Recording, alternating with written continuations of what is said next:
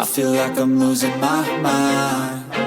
Is everybody in the world blind? Please, Lord, give me a sign, a sign. I feel like I'm losing my mind. Is everybody in the world blind?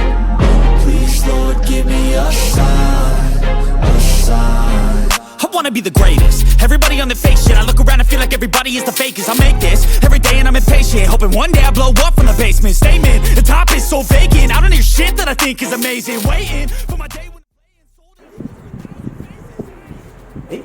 Okay, korang dah tengok dah tadi video